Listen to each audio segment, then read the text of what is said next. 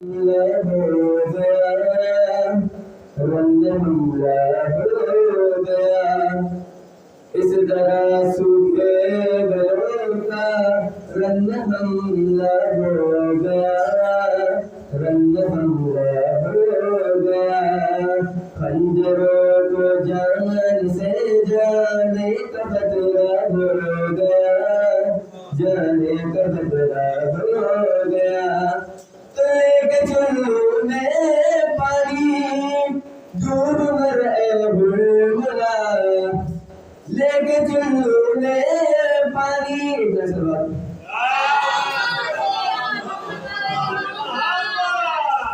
لے کے چلو میں پانی دور مر اے بلبلا ایک بچے سے سرے میں درد رسوا ہو گیا رسوا ہو گیا ایک بچے سے سرے میں جان رسوا ہو گیا میں جان رسوا ہو گیا تو سینکڑوں کو قتل کر کے رنگ میں بولے یہ حبیب سینکڑوں کو قتل کر کے رنگ میں بولے یہ حبیب کیا سمجھ رکھا ہے تم نے شیر بولا ہو گیا شیر بولا ہو گیا کیا سمجھ رکھا ہے تم نے شیر بولا ہو گیا شیر بولا ہو گیا سبحان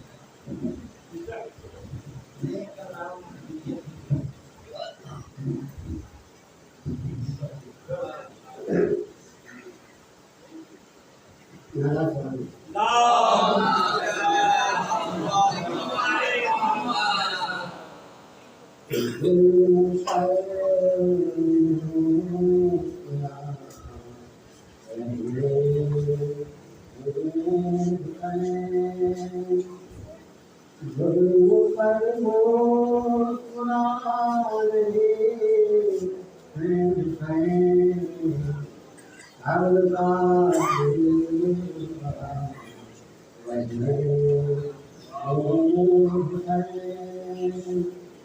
جس طرح دل جھکیں گے عالم کے جس طرح دل جھکیں گے عالم کے ایسا کام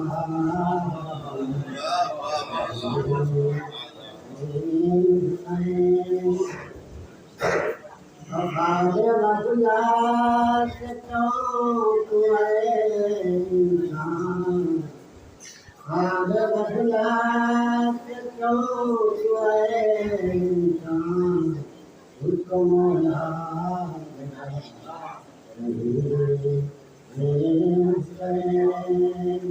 جس کو 18 سال جس کو 18 سال پالا تھا اس کا لاشا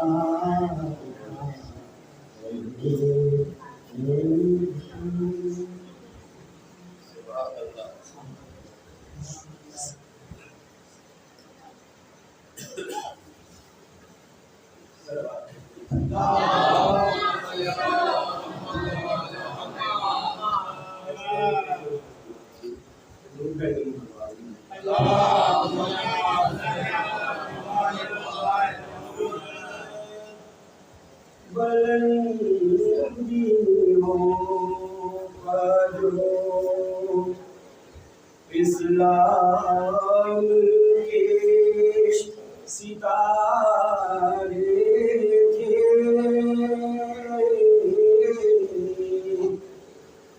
بلندیوں پر جو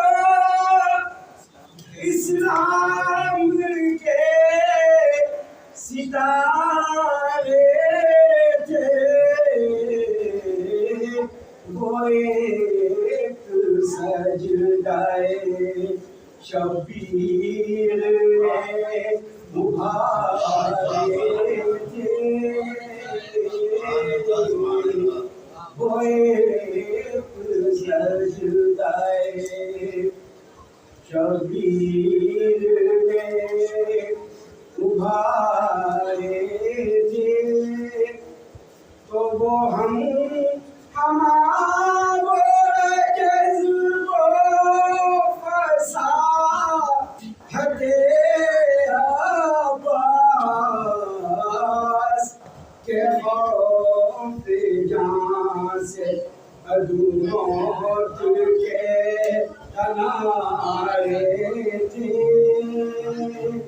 کہ خوف جان سے دو بیت محمد مظاہرے میں بھی شامل ہے دیکھ لو حسرین مظاہرے میں بھی شامل ہے دیکھ لو حسرین کلام پاک بتاتا ہے کتنے پیارے تھے ملی تھی جن سے اندھیروں کو روشنی اشفاق ملی تھی جن سے اندھیروں کو روشنی اشفاق قسم خدا کی 72 ہمارے تھے قسم خدا کی 72 ہمارے تھے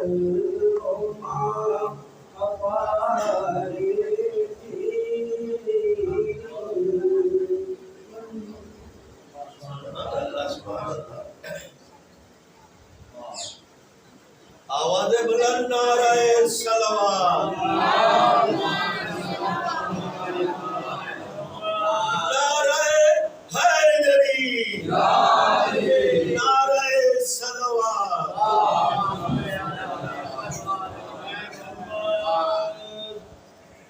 اللہم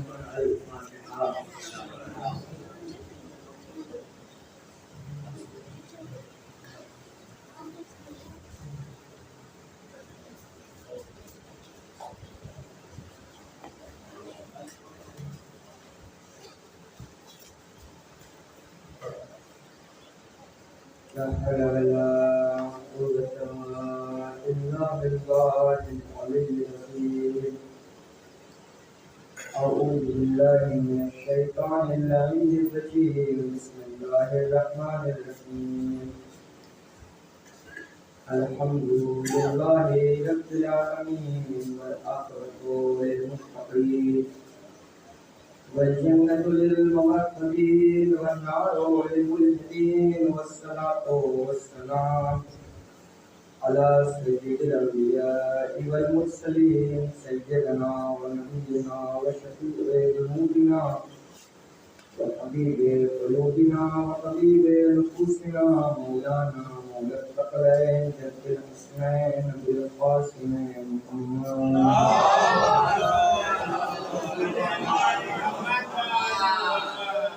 وآله الطيبين الطاهرين المعصومين المنتجبين المنتقبين المظلومين أما بعد فقد قال تبارك وتعالى في كتاب مبين وقرآن حكيم وقوله الحق بالحق بسم الله الرحمن الرحيم ادعوني استجب لكم صراط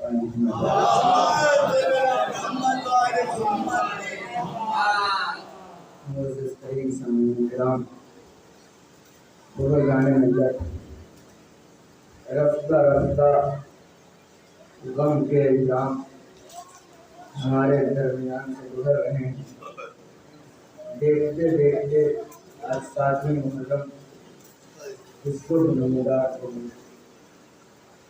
عزیزوں، میں نے کل اس آیت کا ذکر کیا تھا، چند باتیں اس پہ کہنی ہے.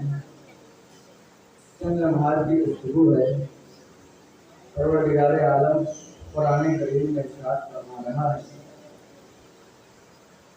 ادعونی، مانگو، طلب کرو، استجب لکم، میں تمہاری مرادوں کو قبول کروں گا، میں تمہیں دینے والا ہوں.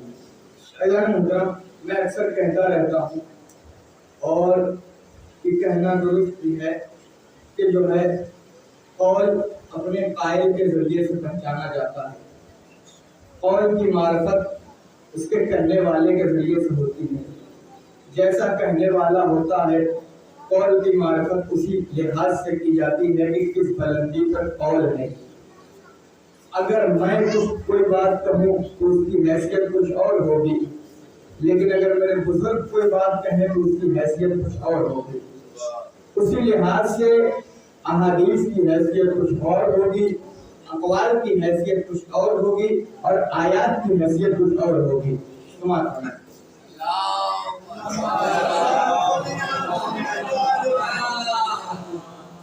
پروردگار یہ قرآن میں ارشاد فرما رہا ہے، یعنی یہ آیت قرآنی ہے اور خدا کا قول ہے کہ جس میں لا ریب فیہ، پہلے ہی آیت میں اس نے ظاہر کر کے بیان کر دیا کہ یہ وہ کتاب ہے کہ جس میں کوئی شک و شبہے کی گنجائش ہے ہی نہیں، گنجائش ہی نہیں ہے جس میں کسی شک و شبہے کی. تو ایسی مکمل پاک اور طیب و طاہر کتاب کہ جس میں کسی شک و شبہے کی گنجائش نہیں ہے، کہیں سے یہ ناقص نہیں ہے، ہر ایک اعتبار سے کامل ہے، اکمل ہے، مکمل ہے. اس کتاب میں پروردگار ارشاد فرما رہا ہے کہ تم مجھ سے مانگو. ہے غور کریے، لہجہ دیکھیں، قرآن کی آیت تھا. تم مجھ سے مانگو، میں تمہاری دعاؤں کو قبول کروں گا. تم مجھ سے طلب کرو، میں تمہاری دعاؤں کو قبول کروں گا. تم میری بارگاہ میں آؤ تو صحیح، تم مجھ سے مانگ کر لے کے جاؤ تو صحیح. ساری کائنات کے بڑے سے بڑے تونگر اور دینے والے اس بات پہ ناراض ہوتے ہیں کہ اما بھائی جان روز مانگنے کیوں چلے آتے ہو؟ کل بھی آئے تھے، آج بھی چلے آئے. آپ کسی دروازے پہ 2-4 دفعہ چلے جائیے تو وہ کہتا ہوا نظر آئے گا بھائی کب تک دیتے رہیں گے. تو لوگ دنیا کے تونگر ایسے ہیں کہ جو روز دینے سے گھبراتے ہیں اور ناراض ہو جاتے ہیں، جہاں روز مانگا جائے وہاں ناراض ہو جاتے ہیں. پروردگار ایسا دینے والا ہے کہ جس سے نہ مانگا جائے تو ناراض ہو جائے. سلوات پڑھیں.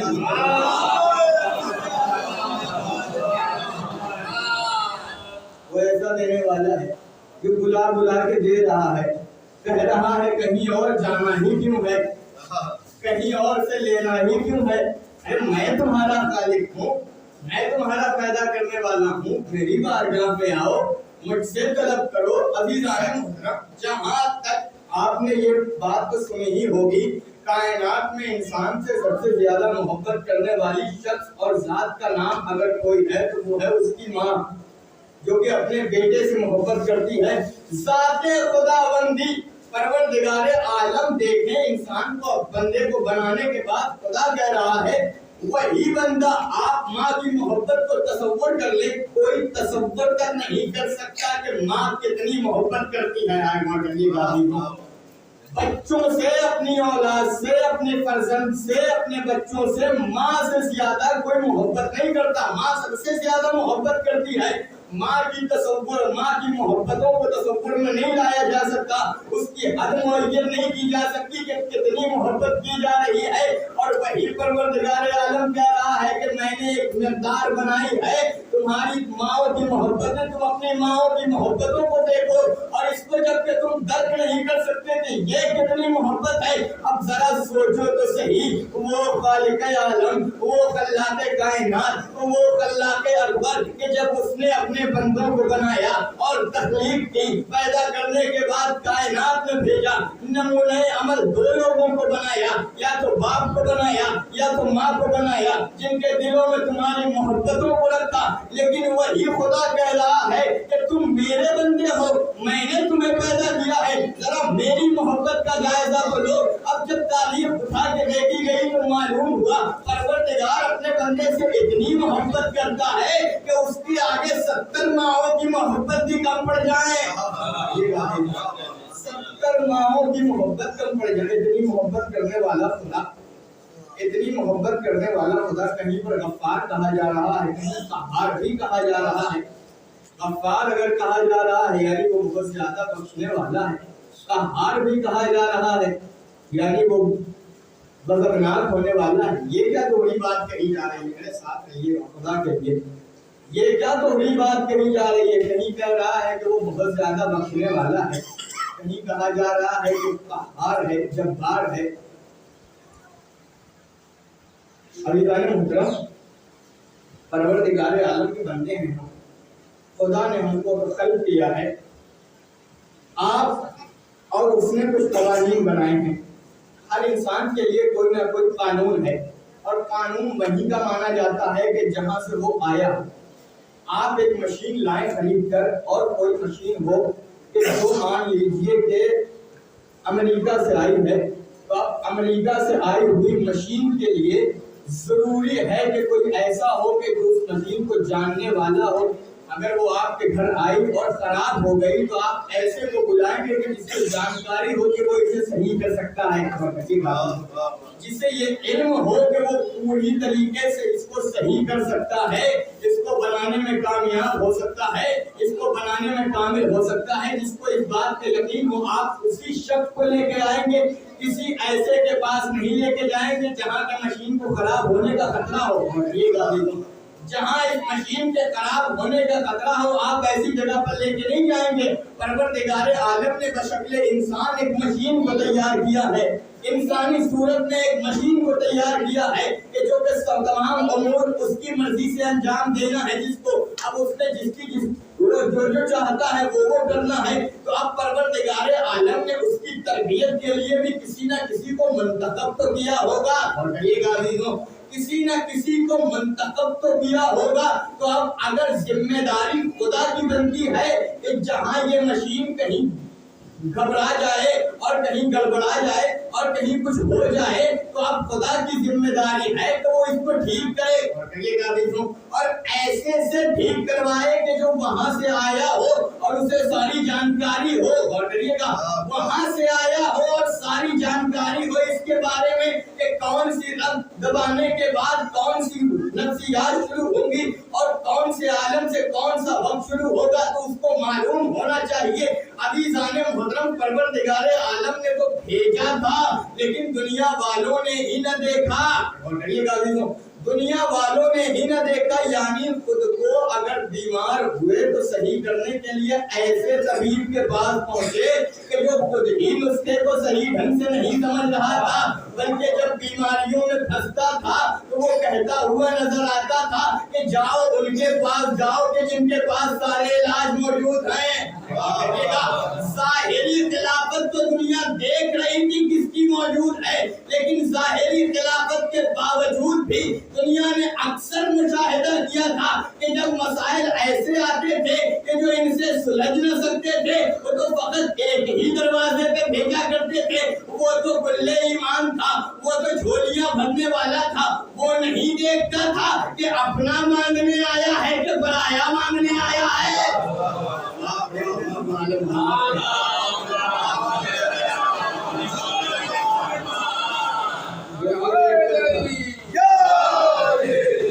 दुश्मन मांगने आया है या कौन है? अभी क्योंकि उसके अंदर सिफत खुदाबंदी थी, अल्लाह का मजहर बन के आया था, और ये मजहर खुदा था वो।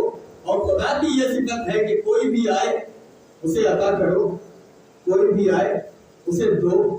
अभी ये मजहर खुदाबंदी है, खुदा का मजहर है, तो ये इनकी भी जिम्मेदारी है कि दरवाजे से कोई खाली न जाए। अब वही खुदा कह रहा है मुझसे मांगो, मुझसे तलब करो, मैं तुम्हें इनायत करने वाला, मैं तुम्हें इनायत करने वाला। गौर करिएगा, मैं तुम्हें दूंगा दुनिया का सबसे बड़ा कमंगर भी कोई भी देने वाला। आप फकीर जितना बड़ा भी हो, लेकिन खुदा से बड़ा फकीर कोई नहीं होगा। بڑا سے بڑا سخی، بہت بڑا دینے والا، لیکن نبی ظالم محترم دنیا کے دینے والے میں، بانٹنے والوں میں، سخی میں اور اس اللہ کے حقیقی میں بنیادی فرق بتاؤں کیا ہے؟ اور کریے گا عزیزوں، بنیادی فرق کیا ہے بتاؤں؟ دنیا والوں سے جب آپ مانگنے جائیں گے، ہم مانگنے جائیں گے، جھولی پھیلائیں گے، کسی ایک دنیا والے کے سامنے، انسان کے سامنے گئے اور ان سے اپنی مجبوری بتائی اور کچھ طلب کیا تو اس نے دیا تو صحیح، غور کریے گا عزیزوں، غور فرمائیے گا، اس نے دیا تو صحیح، ایک ہی آواز پہ مرادیں بڑھ آئیں، جھولیاں بھر دی، اس نے دیا تو صحیح، لیکن جھولیاں بھرنے کے بعد اب وہ بھی تو انسان ہے، غور کریے گا عزیزوں، اور انسان کی فطرت میں ہوتا ہے شان و شوکت، غور کریے گا، انسان کی فطرت میں ہوتی ہے شان و شوکت، اپنی بڑائی، اپنی عزت، تو انسان چاہتا ہے نا، کسی کو عطا کیا ہے اس نے تو اب وہ بھی تو سوچتا ہے کہ میں نے جو عطا کیا ہے اس کو شہرت ملے، اور کریے گا عزیزوں، میں نے جو عطا کیا ہے اس کو شہرت ملے، تو اب کسی دوسرے سے ملا اور وہ اس سے کہہ رہا ہے کہ وہ آئے کہ فلاں صاحب کو میں نے یوں سے یوں دیا، اور کریے گا، فلاں صاحب میرے دروازے پہ آئے تھے، میں نے فلاں صاحب کو اتنے ایسی مدد کی، ایسی امداد کی، وہ فلاں پریشانی میں تھے۔ اچھا، کبھی کبھی افراد کچھ اس طریقے سے اپنی واہوائی کے بات کو ظاہر کرتے ہیں کہ نہ بات کو ظاہر کرنے کی بات آئے اور بات بھی مکمل ہو جائے، تو کیسے؟ تاکہ لوگ یہ بھی نہ کہیں کہ اپنی بڑائی کی بات کر رہے ہیں اور بات بھی ظاہر ہو جائے، پہلے وہ اس کی پریشانیاں گنانا شروع کرتے ہیں، غور کریے گا، جو کہ طلبگار آیا ہے اس کی پریشانیاں، کہ ہاں بھائی وہ انسان پہ جو ہے اس پریشانی میں، اس پریشانی میں، اس پریشانی میں، اس پریشانی میں، اچھا پھر نہیں وہ میں نے تھوڑی سی امداد کر دی، غور کریے گا، غور کریے گا بھی، وہ میں نے تھوڑی سی امداد کر دی، تو اب انسانوں کو، بندوں سے مانگنے کے اوپر شرمساری ہونے لگی، غور کریے گا عزیزوں، بندہ بندے سے مانگے ہی کیوں، جا کے طلب ہی کیوں کرے؟ اب اگر بندوں سے کہا جائے کہ ہمارا بھائی پریشان ہو، کسی کے دروازے پہ جانا اچھا نہیں لگتا، کہیں جانا اچھا نہیں لگتا، کیوں جانا اچھا نہیں لگتا؟ کہا کہ اپنی عزت نفس اس بات کو گوارا نہیں کرتی کہ کوئی انسان ہماری رسوائی کرے، کوئی انسان ہماری بے عزتی کرے، اسی لیے ہمیں جانا اچھا نہیں لگتا، ہمیں جانا اچھا نہیں لگتا۔ آئے غور کریے گا عزیزوں، تو پروردگار عالم نے کہا میرے بندوں، میں نے تمہیں خلق کیا ہے، میں نے تمہیں پیدا کیا ہے، تم ایسی جگہ جاؤ ہی کیوں کہ جہاں تمہاری رسوائی کا سبب بنے، ایسی جگہ مانگو ہی کیوں کہ جہاں تمہیں رسوا ہونا پڑے، ارے میرا دروازہ تمہارے لیے کھلا ہوا ہے، آؤ تو صحیح، یہ وہ جگہ ہے کہ جہاں دینے کے بعد خدا جتاتا نہیں ہے، یہ وہ دروازہ ہے کہ جہاں سے ملتا بھی ہے اور کبھی جتایا نہیں جاتا، دنیا کے دونگر دینے کے بعد اظہار کرتے ہیں، یہاں کا دونگر دینے کے بعد چھپائے رکھتا ہے، بڑے محمد والے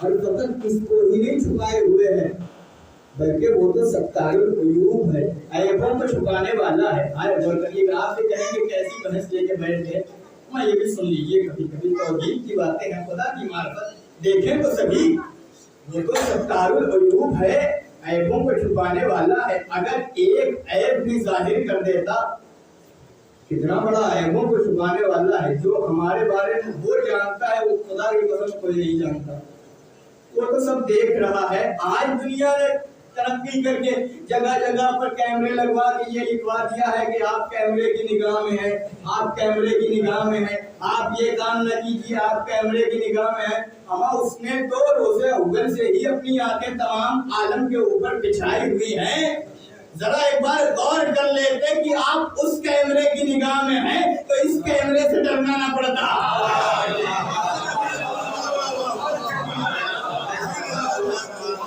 یہ سمجھ لیتے کہ اس کیمرے کی نگاہ میں ہے، وہ خدا دیکھ رہا ہے اپنے بندوں کو، اس نے ستار العیوب کہا جاتا ہے، عیبوں کو چھپانے والا۔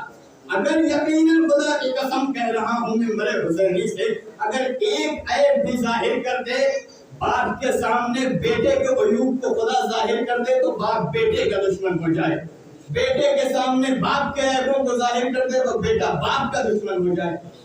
वो है कि जो मोहब्बतों के तकाजे को बुलंद किए हुए है और बनाए हुए है, ऐबों को छुपाए हुए है, वो जान रहा है।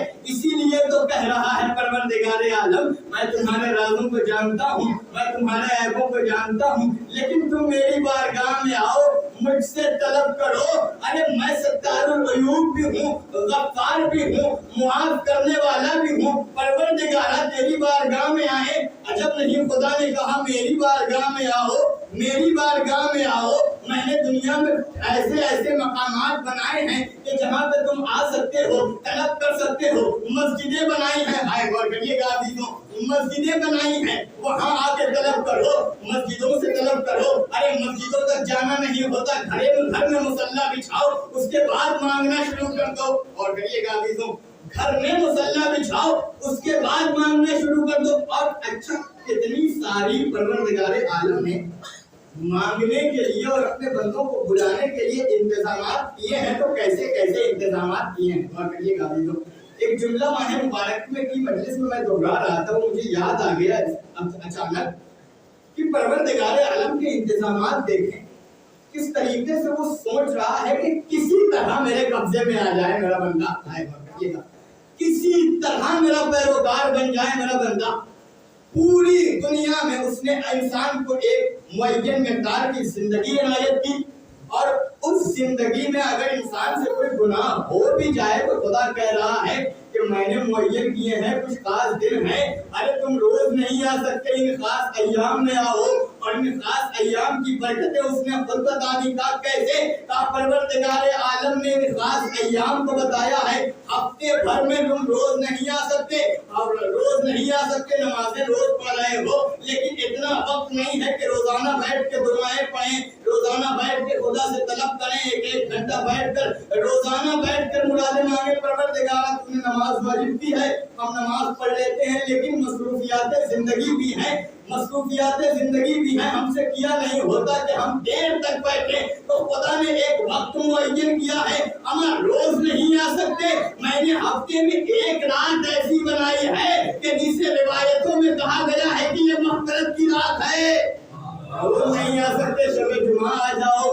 शबे जुमा अगर हफ्ते में भी मुअय्यन नहीं हो पा रहा है, अरे तो मैंने साल भर में पूरा महीना ऐसा बनाया है कि जो बरकतों वाला है, मुआफ करने वाला है, मग़फ़िरत का महीना है। रमजान के महीने में आ जाओ, आए गौर करिएगा अमीज़ों, अगर उस महीने में भी तुमको फुर्सत न हो तो उस महीने में 3 रातें ऐसी हैं कि जिनको शबे कद्र के नाम से याद किया जाता है। उन रातों में आ जाओ मेरी बारगाह में, आके मुझसे मांगो तो सही, मुझसे तलब तो करो। यकीनन खुदा ने इतने सारे इंतजामात किए, इतने सारे इंतजामात किए, किसके लिए? ताकि मेरा बंदा राह रास्त पे आ जाए। ये गाली को मेरा बंदा राह रास्त पे आ जाए। अच्छा, इतने इंतजामात करने के बाद भी मस्जिदों में जाने से शर्म आ रही है, मांगने से शर्म आ रही है, वहां नहीं जा सकते। लोग देखेंगे तो क्या कहेंगे?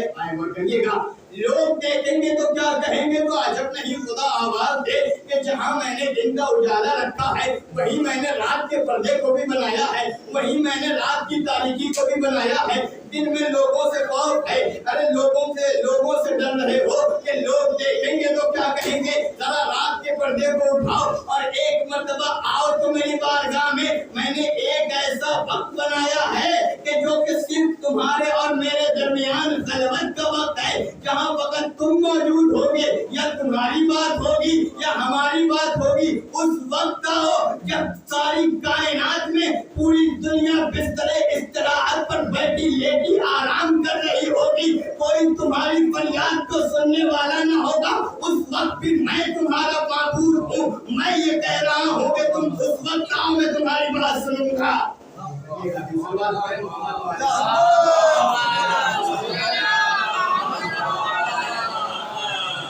इस तरह बुलाने वाला, देने वाला बढ़ बढ़ के कह रहा है कि मुझसे मांगो, मैं तुम्हारा परवरदिगार हूँ, मैं तुम्हारा अता करने वाला हूँ। और ये नहीं बल्कि अजीजों, हम और आप समझते हैं एक गुनाह करने के बाद कि हम तो गुनहगार हैं, ہمارا کچھ نہیں ہے، اب کیا معافی ہوگی، اب کیا معاف کیا جائے گا ہمیں؟ اس کو پروردگار عالم نے منع کیا ہے، کہا یہ بہت بڑا گناہ ہے۔ پروردگار کی مغفرت سے اور اس کی بخشش سے مایوس نہ ہوئیے، خدا کی قسم بسم اللہ سنیں، خدا کی مغفرت سے مایوس نہ ہو، وہ پروردگار عالم یوں عطا کرنے والا ہے، ہر انسان کو بخشنے والا ہے، ہر انسان کو معاف کرنے والا ہے۔ ضرورت ہے کہ کوئی اس طریقے سے جائے کہ جیسے جانے کا حق ہے، ضرورت ہے کہ کوئی یوں مانگے جیسے مانگنے کا حق ہے، کیونکہ تاریخ نے ایسے ایسے چہرے دیکھے ہیں کہ جو کہ پروردگار کی بارگاہ میں آنے کے بعد راہ راست پہ آئے۔ ضرورت ہے کہ ایسا مانگنے والا آئے کہ جیسے مانگنے کا حق ہے، پروردگار بلا رہا ہے۔ عزیزان محترم، وہی خدا تو ہے کہ جس کے اسوے کو اختیار کیا ہے اہل بیت نے، جس کے قرینے کو اختیار کیا ہے اہل بیت نے، عزیزوں، اور وہی خدا تو ہے۔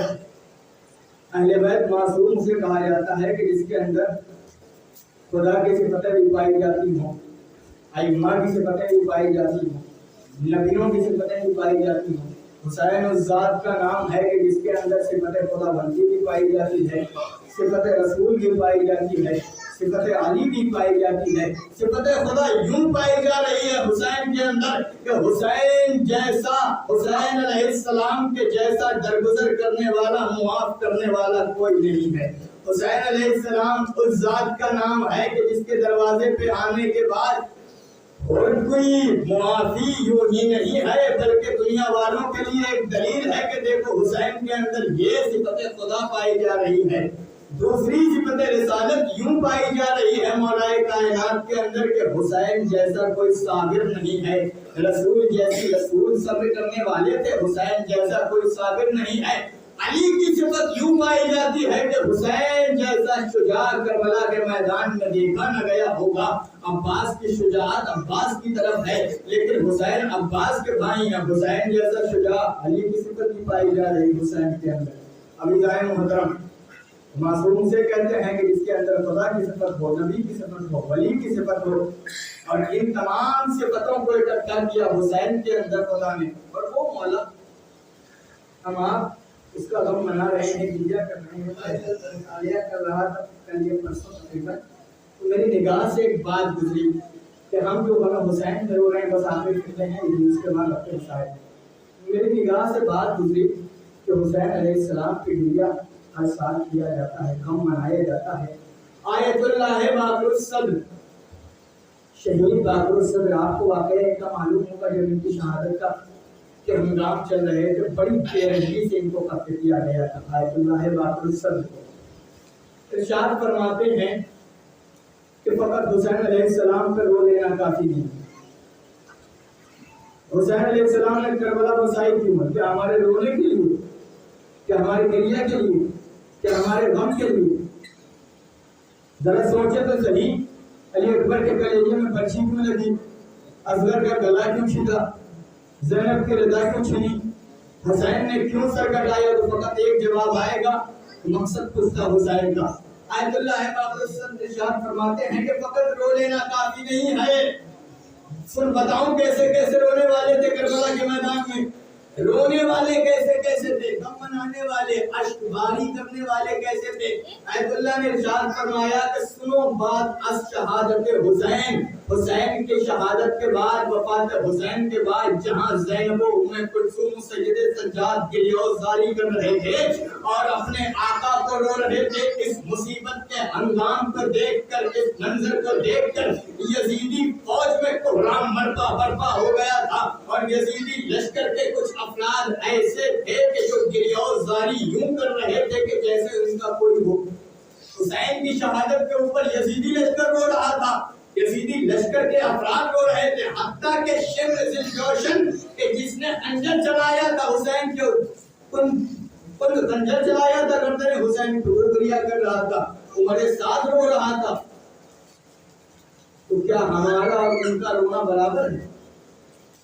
یہ میرے جملے نہیں ہیں، یہ باقر الصبر کے جملے ہیں۔ انہوں نے نیچے تحریر میں لکھا ہے کہ دیکھو کربلا میں ایسے ایسے رونے والے بھی تھے، تو کہیں ایسا نہ ہو جائے کہ ہم بھی گریا کریں، اور کربلا میں یوں گریا کرنے والے لوگ تھے تو کیا ہمارا اور ان کا رونا برابر کہا جائے گا؟ نہیں عزیزوں، ہم یوں روئیں جہاں حسین علیہ السلام کے مقصد کی پامالی نہ ہو، جہاں حسین کا مقصد بھی سلامت رہے اور حسین کے مقصد کی بقا کے ساتھ گریا کیا جائے۔ دیکھو دنیا والوں، ہم فقط گریا نہیں کرتے بلکہ مقصد حسین کی بقا کے ساتھ گریا کرتے ہیں۔ کہا کیسے؟ ذرا ظاہر کر کے تو بتائیے، بس میرے ساتھ رہیے گا، آخری جملہ آخری فقرے ہیں، میرے ساتھ رہیے گا، ذرا کر کے تو بتائیے آپ کیسے بقائے مقصد حسین کے ساتھ گریا کر رہے ہیں، آپ کیسے بقائے مقصد حسین کے ساتھ ماتم کر رہے ہیں؟ کہا کیا تم نے غور نہیں کیا؟ کہا کیا مطلب؟ کہا ذرا دیکھ تو لیتے، جہاں ہم مسجدوں میں مصلی بچھاتے ہیں، جہاں ہم مسجدوں میں نماز پڑھتے ہیں، ارے وہیں اگر جلوسوں کا آغاز ہوتا ہے، مجلسوں کا آغاز ہوتا ہے، تو ہم ماتم کر کے بتاتے ہیں کہ مولا آپ کے چاہنے والے ہیں، آپ کے غم کو ختم نہ ہونے دیں گے۔ وہیں اگر اذانوں کی آواز سنائیں گے تو وضو کر کے مسجدوں کی طرف دوڑ کر بتاتے ہیں مولا آپ کے چاہنے والے ہیں، آپ کے مقصد کو ختم ہونے نہ دیں گے۔ اگر یوں رویا جائے تب رونے کا حق ادا ہوگا، ورنہ رونے والے تو بہت سارے گزرے ہیں عزیزوں، اور اس کا حق ہے کہ اسے رویا جائے، اس کا حق ہے کہ اس پر گریہ کیا جائے۔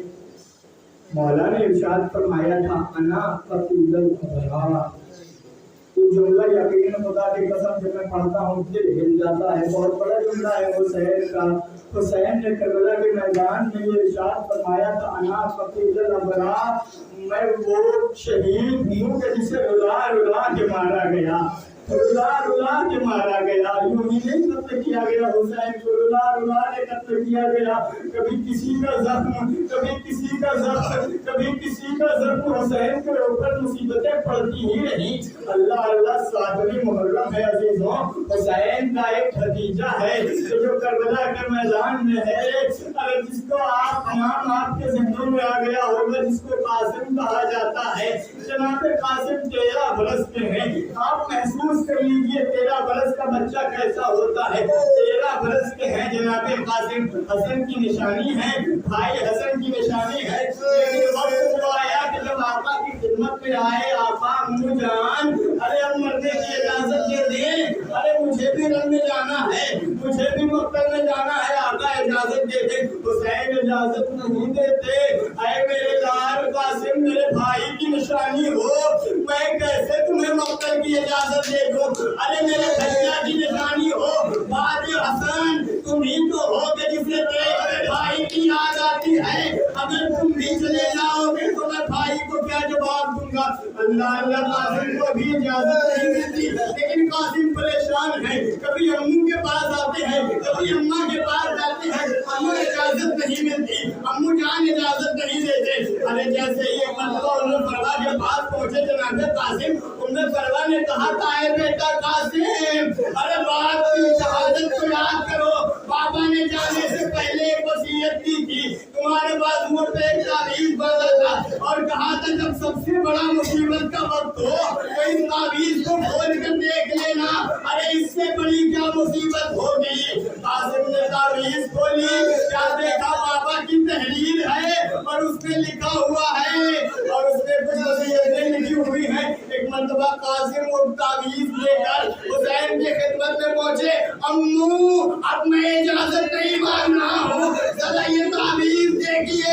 حسین نے تعویذ کو لیا، بھائی کی تحریر دیکھی، دل میں چل گیا، اچانک بھائی کی یاد آ گئی، ایک مرتبہ تعویذ کو آنکھوں سے لگایا، کیا لکھا تھا؟ اے بھیا حسین، میں کربلا میں شریک نہ ہو پایا، لیکن قاسم میری نشانی کے طور پر ہے، ارے اس کو قبول کیجیے۔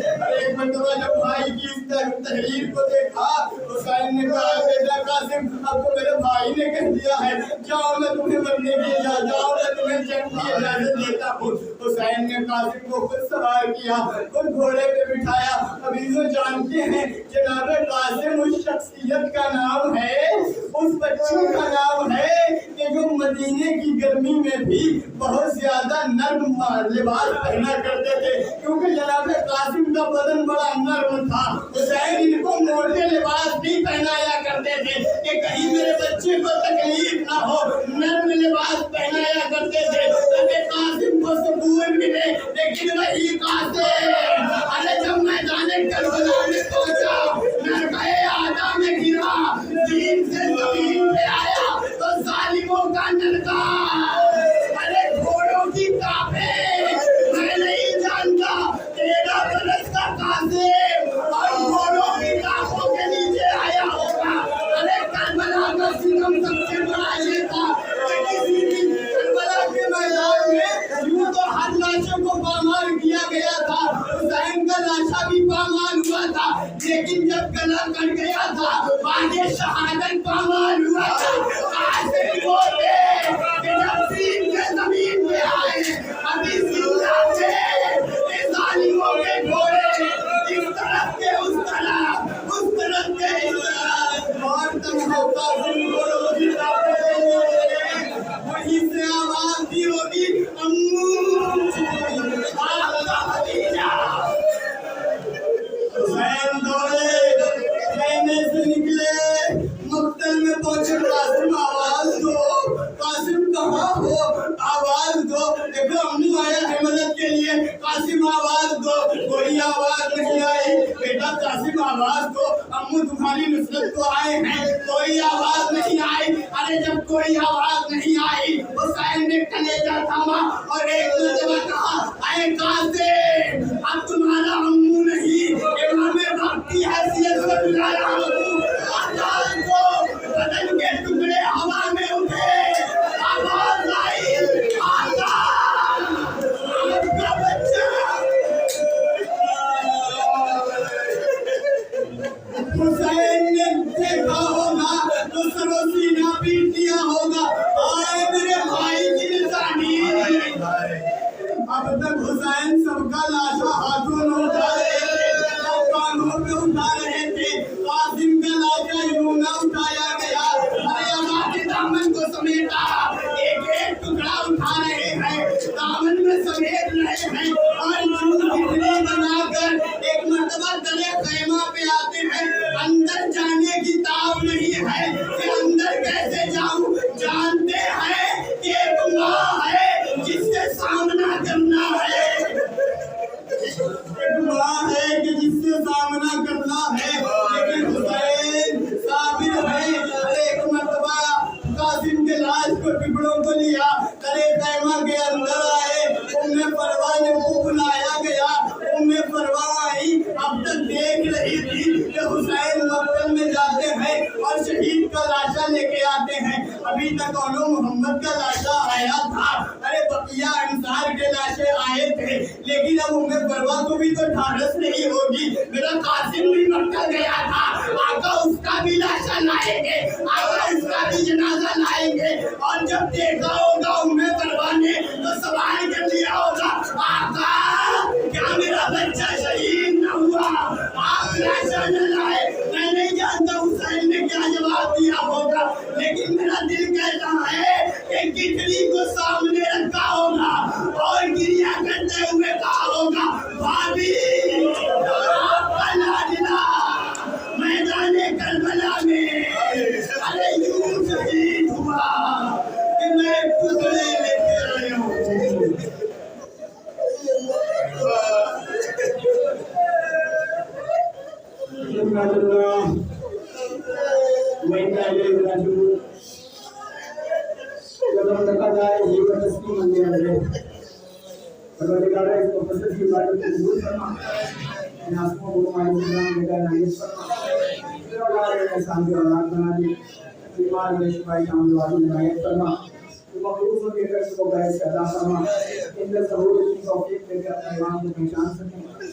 खुदाया हमें इस लायक बना दे कि हमारा ईमान खुद हमें अपने नाज़रीन से शुमार कर दे।